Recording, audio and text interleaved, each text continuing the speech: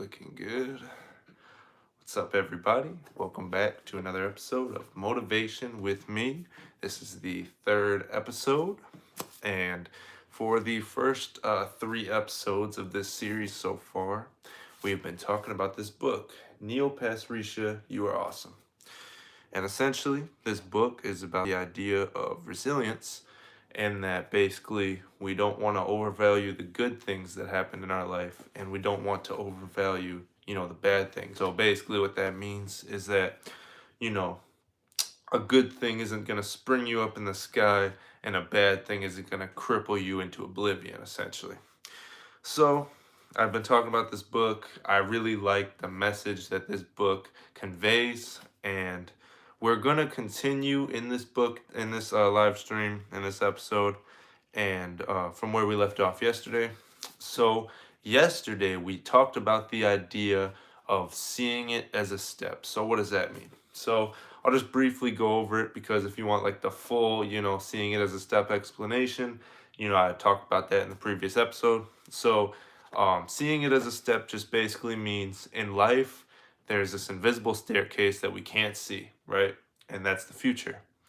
And so, in life, as we go up this invisible staircase, we basically will have a failure happen to us and we'll think, oh, it's all over. But we have to see that failure as a step and keep moving forward. So, that's the whole idea of seeing it as a step, because most of the time a failure, like you're crippled for a minute and you feel like you've lost all hope, and then it actually leads to something good and everything ends up being okay most of the time. So I think that's a really beautiful message, seeing it as a step. So this episode we are going to talk about telling yourself a different story. So that is secret number 4 of this book, because instead of chapters, he does secrets. As you can see right here, secret number 4, tell yourself a different story. So we are going to be going over this chapter, this secret. I believe last episode we went over the first part, the swamplands of the soul. And essentially, he was talking about how much shame he felt because the author only has one ball, one testicle. And basically, it's going to lead into him basically telling himself a different story about things and, basically shifting his perspective onto something positive. So I'm going to get a drink of water really quickly, and we're going to continue on page 107. Who's really to blame in the shame game? And one more time, I'll show the book, Neil Pasricha, You Are Awesome. There's the author and his Instagram, if it wants to focus. And, I'm going to get a drink of water, and then we are going to kick this thing off, basically. It's page 107.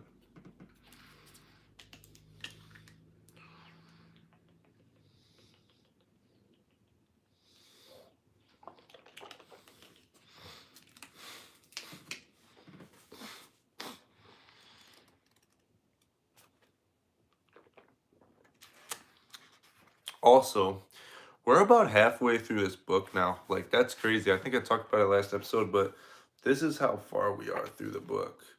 That's pretty far. That's about halfway. So I believe there are 8, secrets, as he calls them. 8 chapters. Let's see. 1, 2, 3, 4, 5, 6, 7, 8, 9. Okay, so there's actually 9. So I'll just show you that really quickly. There are 9 different secrets if you want to pause the video and read those. So we're going to continue on page 107. Who's really to blame in the shame game? So here we go. I currently have 0 viewer. Oh, never mind. 1 viewer watching now. What's up, 1 viewer? So we're going to continue on page 107 now. And it goes like this. Look, shame plays a role in how all of us think of ourselves. We keep our shame hidden.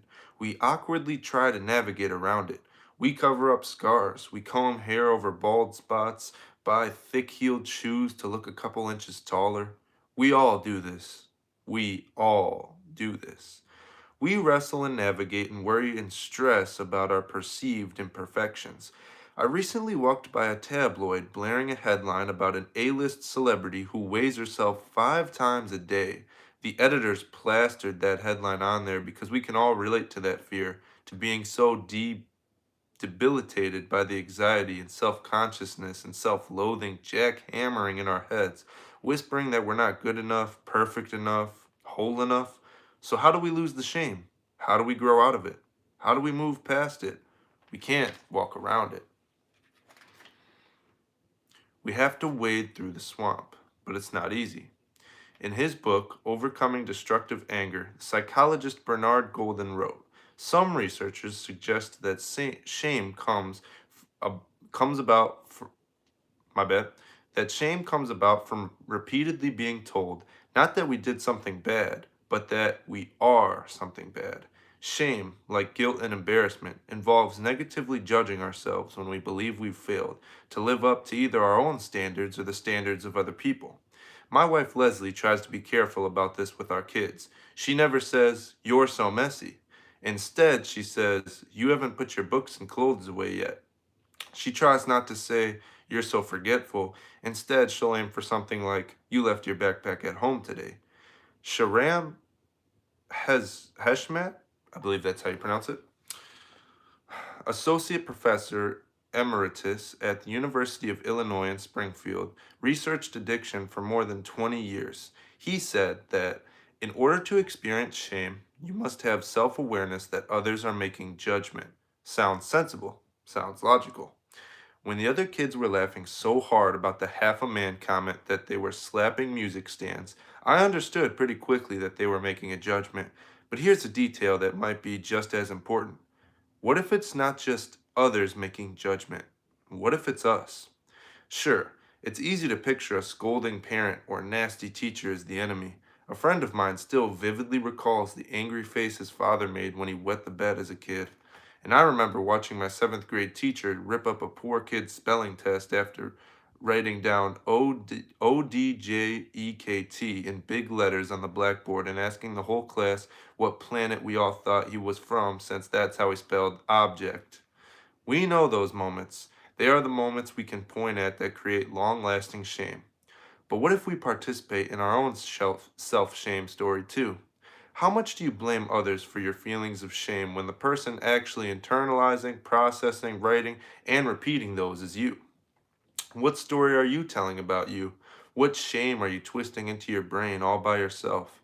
Research published in the Proceedings of the National Academy of Sciences of the United States of America, that was a long name, states that shame is about how the self views itself. That is, shame is not caused by concerns about others' evaluations of the individual.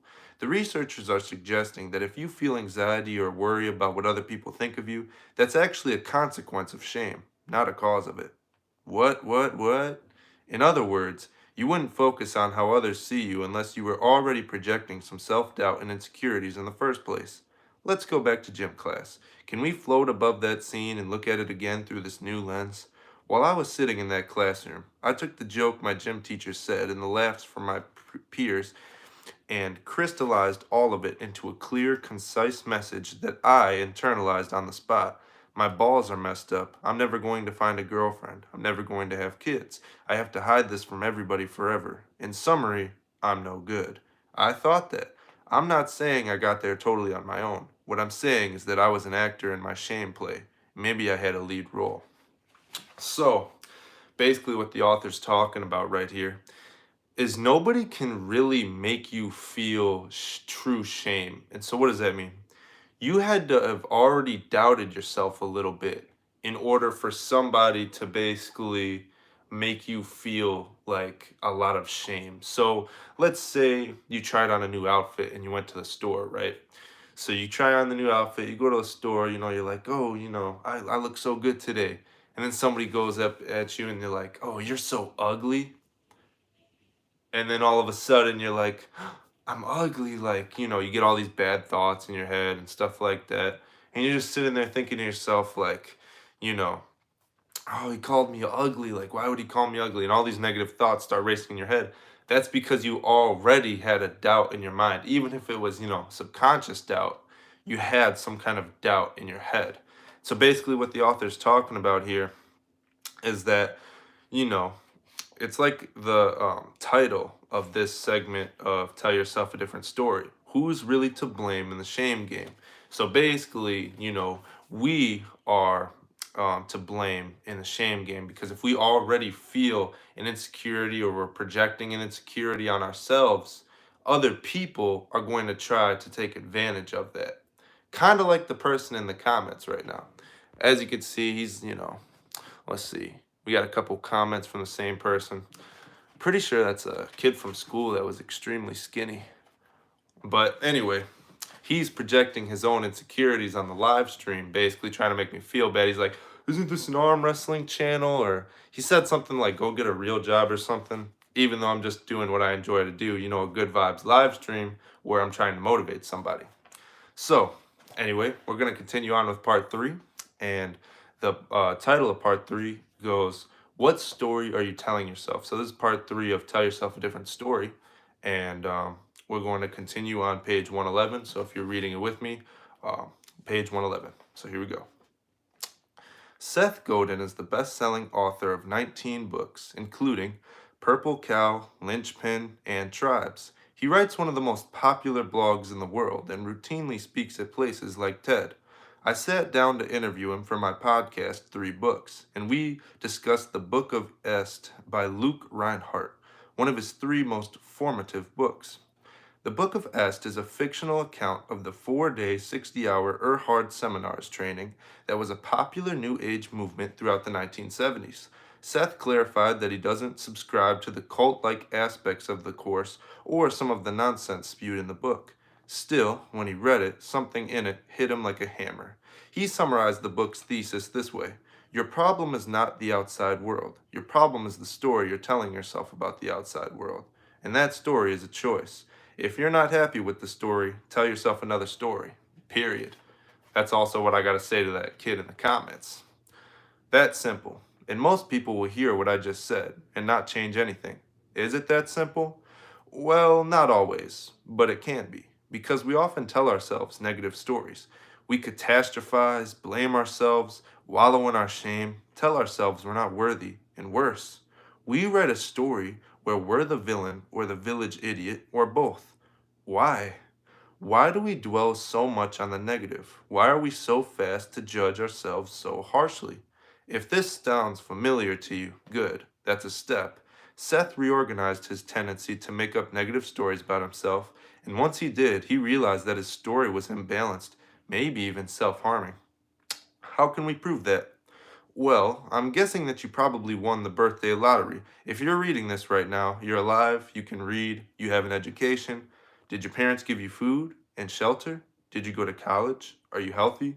We can keep playing this game to remind ourselves how good we have it. This helps us recognize that most stories we are telling ourselves are skewed.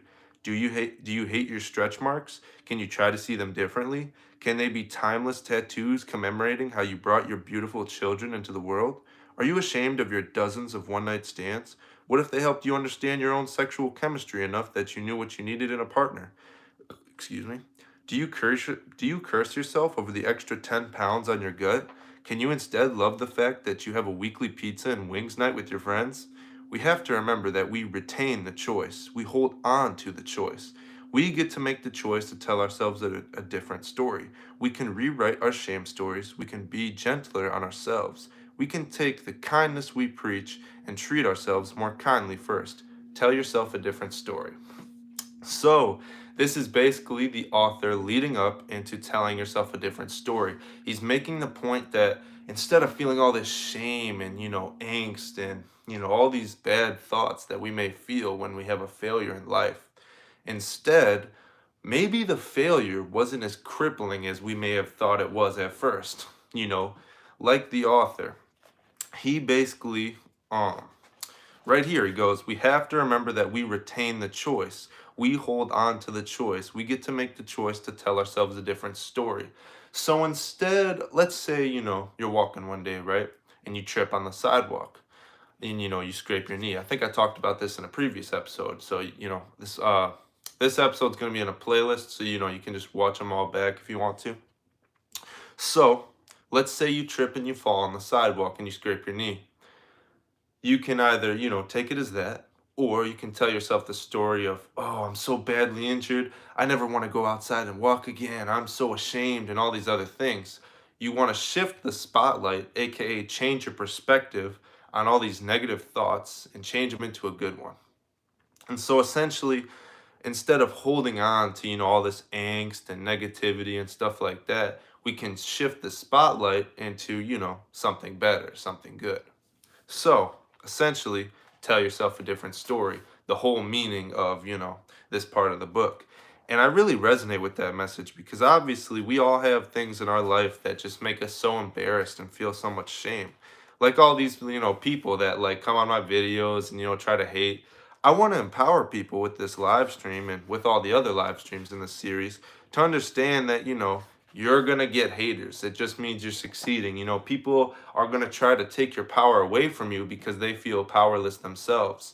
And, other concepts like that that go along with resilience, not overvaluing the good in your life, not overvaluing the bad in your life, and just basically understanding that, you just got to keep moving forward in the invisible staircase that is life because we can't see the future, so we might as well make now good, right? Or more, be at peace, because like I said, don't overvalue the good, don't overvalue the bad. And, obviously I went further in depth with that in the previous episodes. So basically, we're going to continue on page 115, and this is part 4 of Tell Yourself a Different Story. So this is called Tilt the Lens. So on page 115, we are going to continue. We're already 16 minutes in the stream. Also, thank you for the 1 like, whoever liked. Let's see here. Who is this guy in the comments? Bruh, LMAO. Okay. Page 115. It goes like this. How does this work in practice? How can we learn to see the shame stories we're telling ourselves and change them into something better? We have to learn to tilt the lens. You need to tell yourself a different story. You tell yourself so many stories about yourself. You need to learn how to see the stories you're telling yourself from a new perspective, through a new lens. And how do we learn to do this? Same way we learn anything. Practice. Just plain practice. So, let's practice together right now. And after that, I'll share the 3 questions I ask to help my mind zoom out and reframe the shame stories in my head. Here's a scenario we can use that I based on case studies in the book Mindset by Carol S. Dweck. One day you go to your 12th grade chemistry class. You like the class, but when your test is handed back, you got a 65%. You're bummed. You tell your best friend, but she whisks by you in a rush somewhere.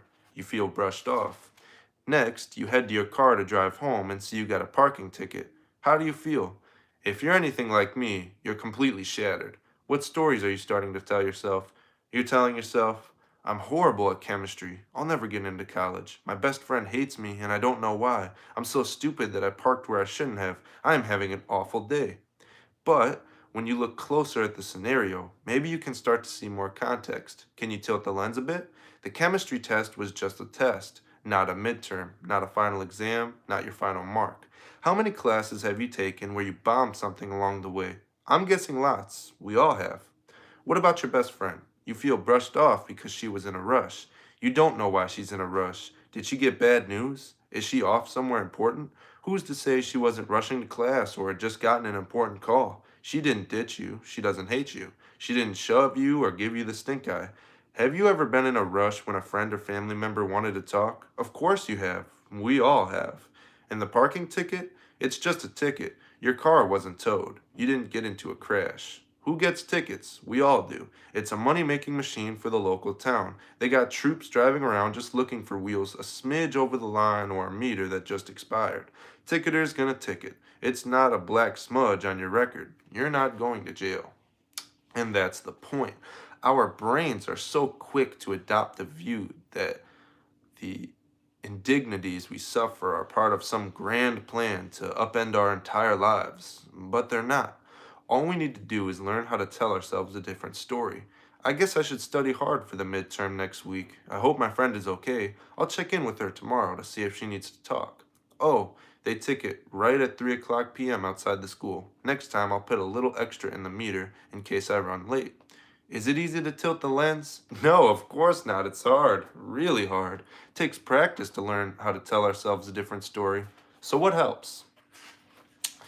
So now we're on to part 5. And so essentially, telling ourselves a different story means, in essence, that if something bad happens, we can't just see it as, something terrible that happens.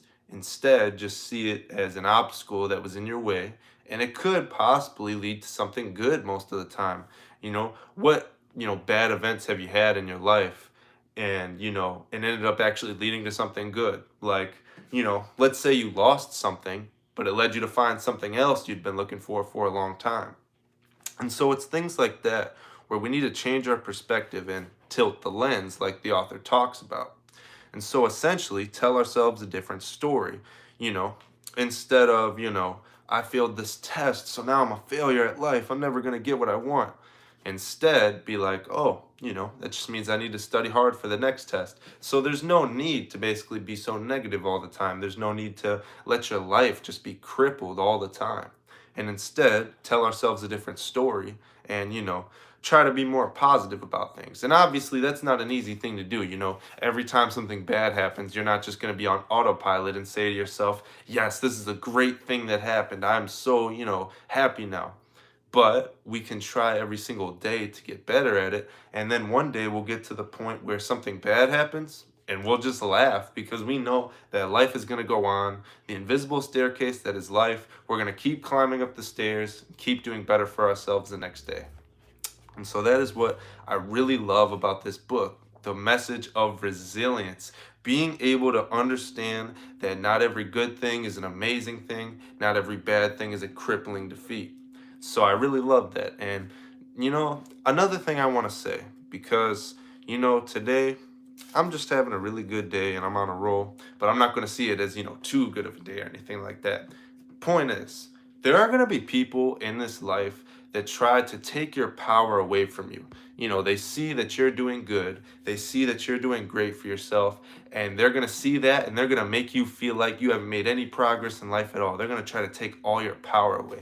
Kind of like that person in the live chat. If you're watching this after it was already posted, you can go ahead and read what that person was saying.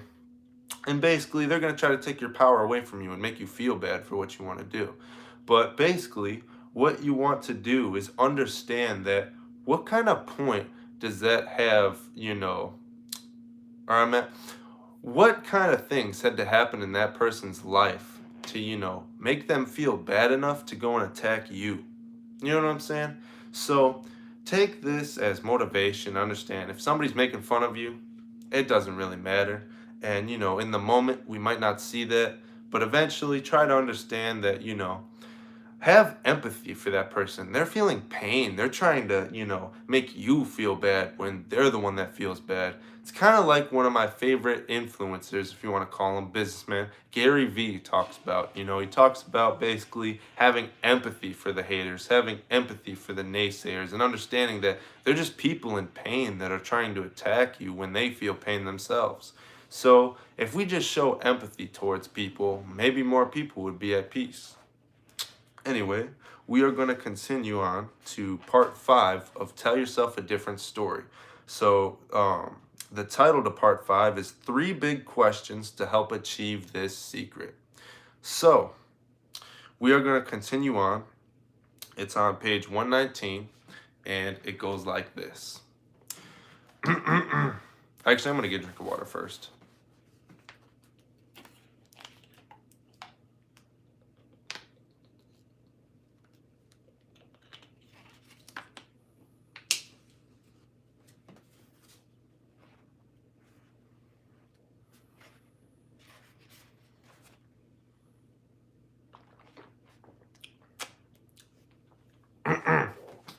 All right, it goes like this. It's time for the 3 big questions. These 3 questions help crowbar my brain out of the dark place it wants to nestle into and help me tell myself a different story. They work for me, and I think they will work for you. Here they are. Number 1. Will this matter on my deathbed?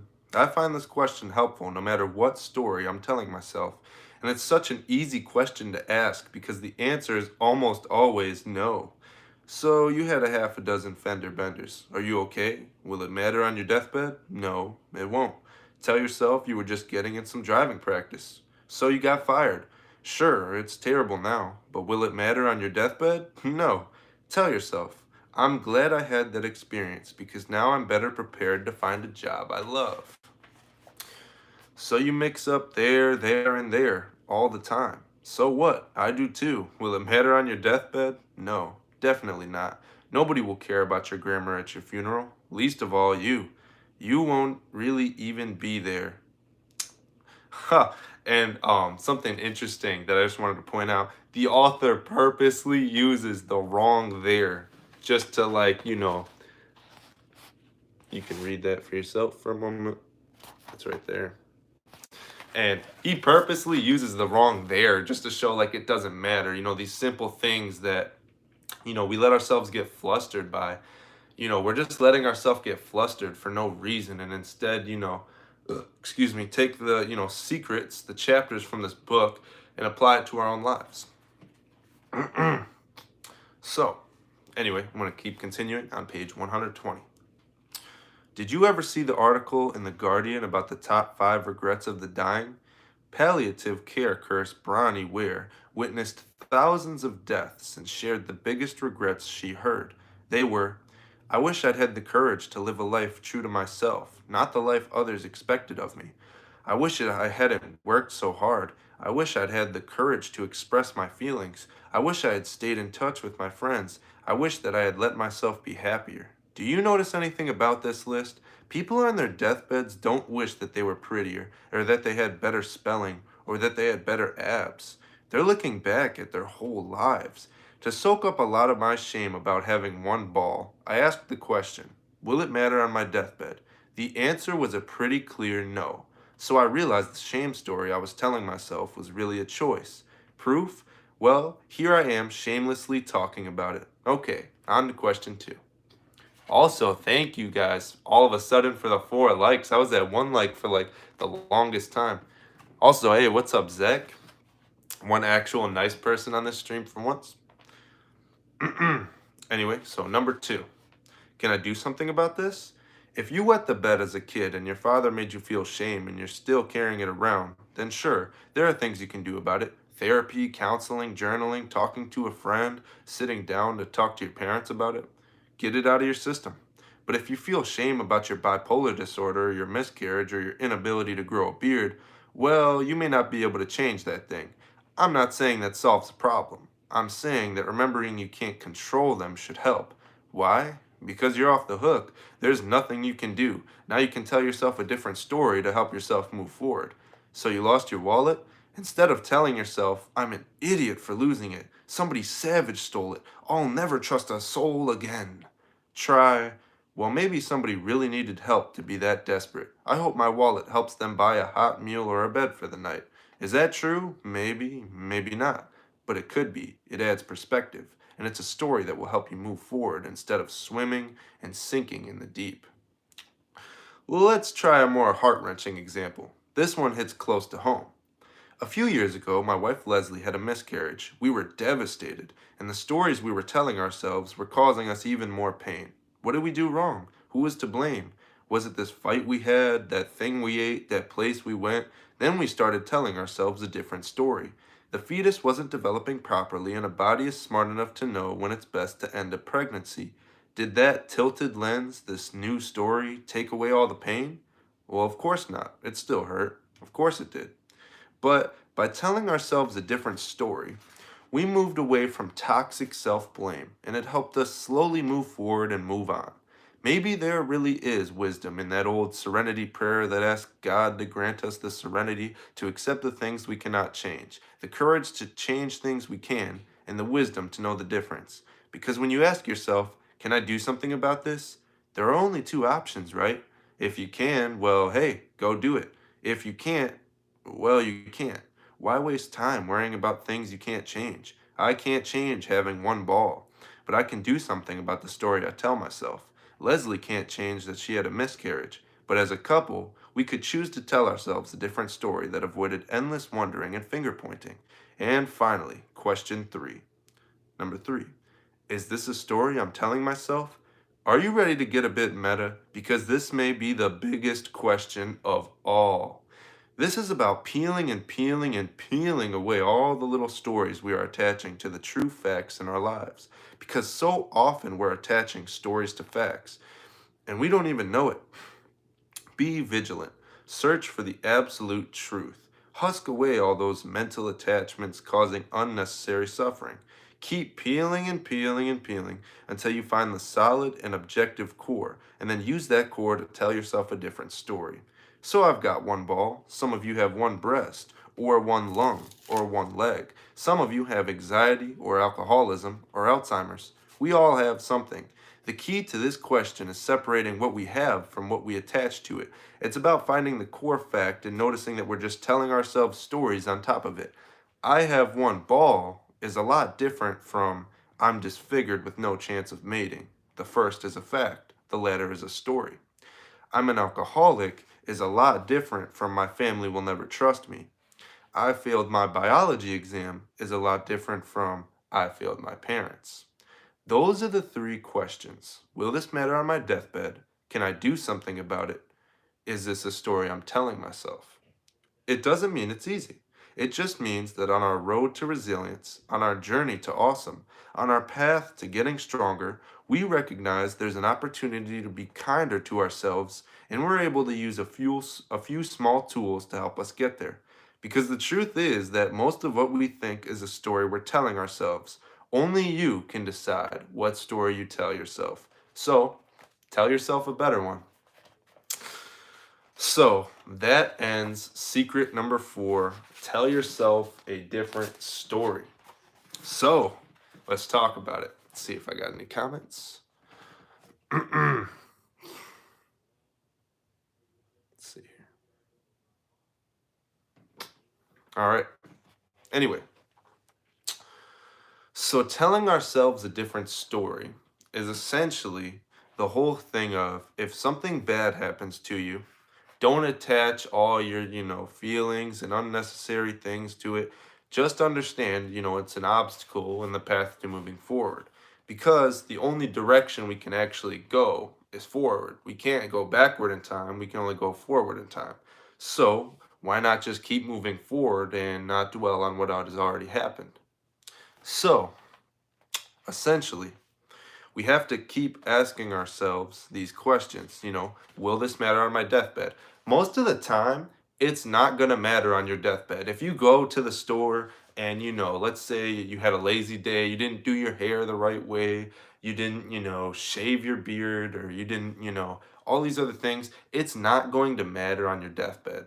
Like, let's just be real. It's not, most of the things that happen in your day to day life are not going to matter on your deathbed. Can I do something about it? So if you can do something about it, then do it. There's no reason not to. And, if you feel conflicted, you make that choice. But if you can't do something about it, there's no reason to dwell on it. You're essentially off the hook because, if you can't control it, then there really is nothing you can do. And is this a story I'm telling myself? We have to recognize that, we do tell ourselves a lot of stories about everything. We all do it, whether or not, you want to admit it or not. Essentially, um, we tell ourselves like a story about things. Like the author, the author only has one ball. And so he says here, I have one ball is a lot different from I'm disfigured with no chance of mating. So we take what has happened and we add, these negative feelings, this negative connotation to it. And, we just let ourselves get completely flustered over it for no reason.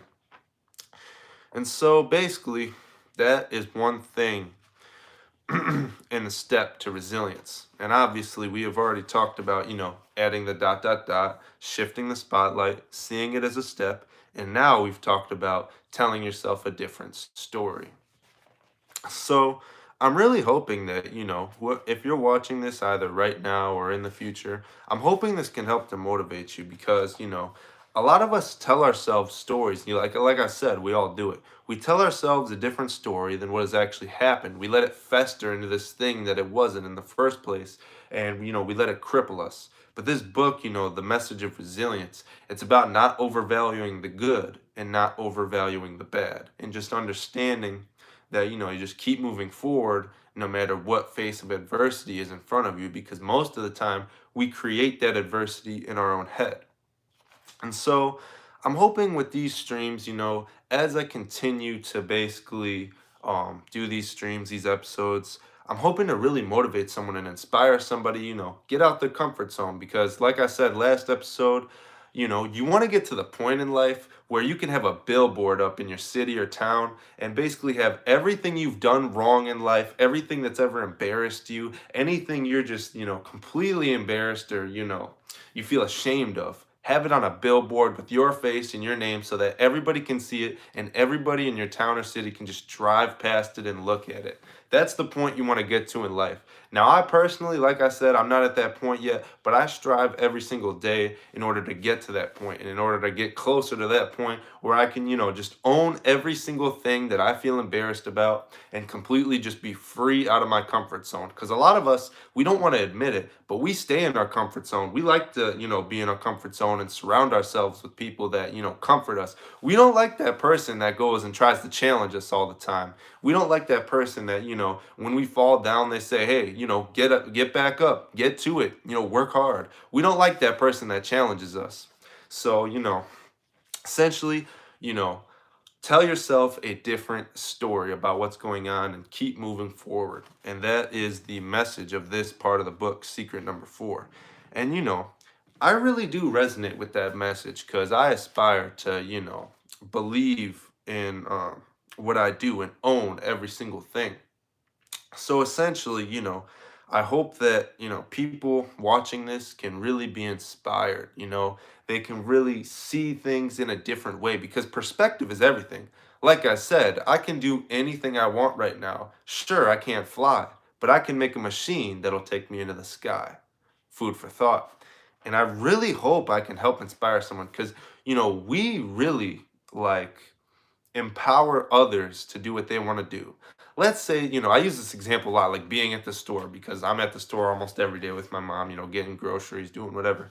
Anyway, let's say you go to the store and you see somebody just dancing in the middle of the store. You just see him just vibing out, dancing, having a great time. Everybody's staring at him. People are judging him, whatever.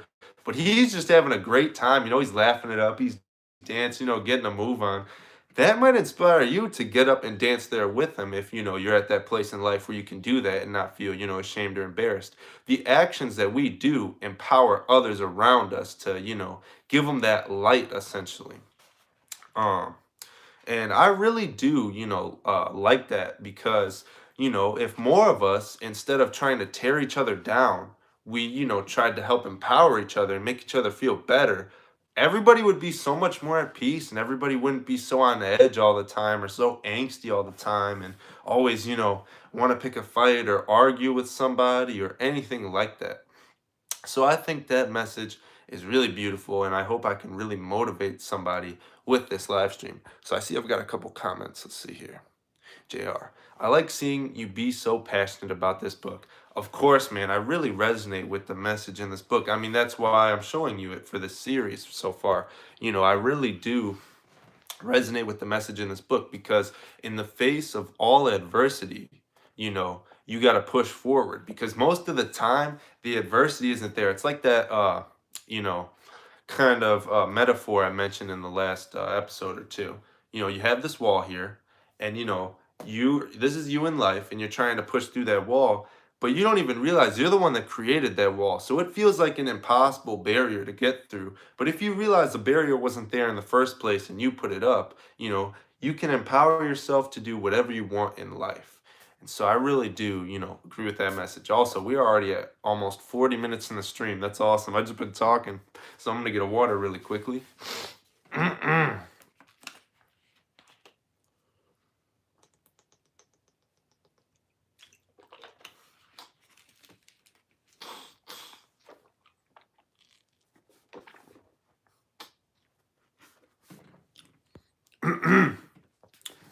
To be honest, PBJ, you inspire me sometimes. Hey, thank you very much. And if I can even help or motivate or inspire one person, this whole series, the goal of the series is already fulfilled. If I even helped one person, help to motivate them, inspire them, anything positive to do with them. I've already fulfilled the goal of this series because, it's nice to help, change lives. That's something that I want to think about on my deathbed. Did I change as many lives as I could in my time living? Did I help people? Did I leave a positive impact on the world? That's something I think about a lot every day. So, I made this series in order to help people and to, also in a way to empower myself because it's hard getting in front of people and talking to them. It's hard talking to a camera live when anybody can say anything they want. They can hate on you, they can be positive, anything. You're open for any kind of criticism, any kind of hatred, anything. It's hard to get in front of a camera. It's hard to do these things. So, in a way, I'm helping you, but I'm also helping myself by doing this, getting up, getting out of my comfort zone, talking to the camera, trying to basically feel good and, inspire myself as much as I inspire any of you. So I really do like that a lot. I like that, we can empower ourselves and we can empower those around us. We can inspire people. We have the power to do literally anything. And nobody thinks about that. Nobody thinks about, we have the power to do literally anything. Everybody's so trapped in this, perception they have that, that they're trapped and that they can't do anything in life. But I'm telling you right now, get up, go do something about it if you know there's something that you're putting off right now. Go, do what you want to do. Go, chase after your dreams no matter what it is. If you're not living a happy life, are you really living at all? More food for thought. But yeah, that's, telling yourself a different story, flipping the script, changing your perspective, excuse me, seeing it a different way. And, I really do want to help somebody. And, like my mom said, when you believe in something, the delivery is different. Shout out my mom. She told me that. She gives me a lot of good advice. And, that is something I feel a lot of you, I want to let you know is that when you truly believe in something, the delivery is different. When you truly resonate with something, the delivery is different. When you get out of your comfort zone, you're winning. Do something that makes you uncomfortable every single day. And I promise you, you're already upgrading yourself more than the guy right next to you. You're already working harder than the guy next to you. Because there's always somebody working harder than you. And that person, they're always running around in my head. And, I'm telling you, you want to basically become the person that you dream of in your sleep. And I know all of us think about it, whether or not, when we want to basically, my bad, I lost my train of thought a little bit, but essentially, be the person that we want to be and empower ourselves and empower those around us. So I think I got another comment. Yes, sir. Yes, sir. I hope the message resonates with you, Zach, and anybody else watching. I really hope, the message resonates. And I hope that instead of, like some of these people in the comments that are always trying to tear people down, I hope maybe one day they'll try to, lift people up and inspire them because on their deathbed, they're going to think about all I did in life was try to hurt people. All I did in life was try to tear people down and make them feel bad. When in reality, they're the one that's feeling all this pain inside their soul or, inside their heart, however you want to put it. So I really hope that, I'm hoping I can do a lot of things with this live stream and this series and, in general. And, I got this idea. So shout out if he ends up watching this, that'll be awesome. My friend Alexander Buhold, man. Shout him out. I'm shouting him out right now. He has his own YouTube channel. You can go check him out. He does some arm wrestling stuff. He plans to do more content in the future, I think. And he's got some good editing on his videos, so definitely go check him out. I'm trying to help him out too because he gave me the idea for this series because and it just really resonates with me, this whole idea. I'm gonna get another drink of water really quickly.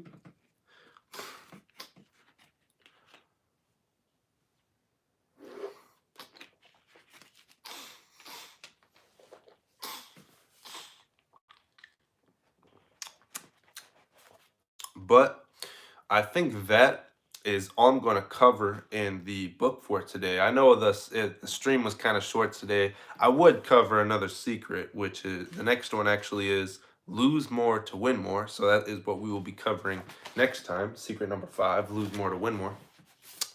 I would cover more, but honestly, you know, I got some other stuff I want to do. Spoiler alert, I'm about to record a new video soon. Don't tell anybody. Shh. Anyway, um, right after this live stream, I got some stuff I want to do basically. And yeah, so I'm going to cut the stream short. If anybody has any thoughts, they can leave them in the comments right now. You know, I'll try to respond to as many as I can. You always stay hydrated. Of course, you know, staying hydrated is one of the best things to do. If you're dehydrated, man, it sucks. It really does. I'm telling you.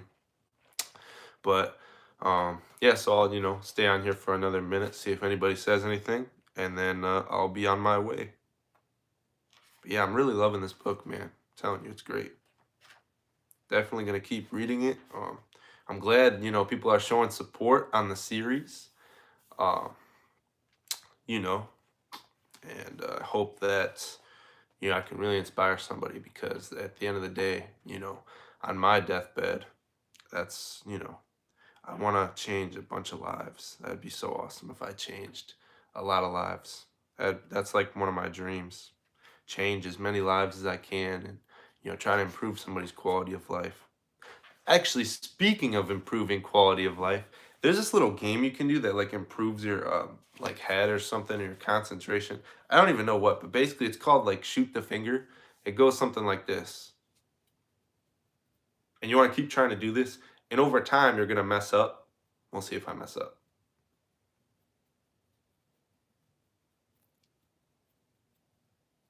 Oh, I kind of messed up a little bit. Oh yeah, see, I just messed up. It's hard to keep doing it. But if you do this, apparently it improves your quality of life. I'm not sure how true that is. Saw it on a video one day. But, you know, food for thought. Do that. JR, see you later, buddy. I have some stuff to do too. All right. So that is going to conclude the stream. Thank you for the 5 likes, everyone. Thank you for tuning in. If you want to see the rest of the episodes that have been recorded so far, there's a playlist called Motivation with Me. Go ahead and watch all the episodes. You know, leave your thoughts in the comments of each one of them. I read every single comment. You may not think I do, but I do. Even on this live stream, I have read every single comment. And, you know, I choose to respond to ones that I believe deserve a response to. And, you know, other ones I don't, because either I don't want to answer that question, or, you know, it just wasn't a good comment. So I will see you guys in the next one, or I'll see you, viewer, in the next one. And until then, like I always say, stay jacked, and hope you enjoy the book. Neil Pasricha, you are awesome. Motivation with Me, episode 3.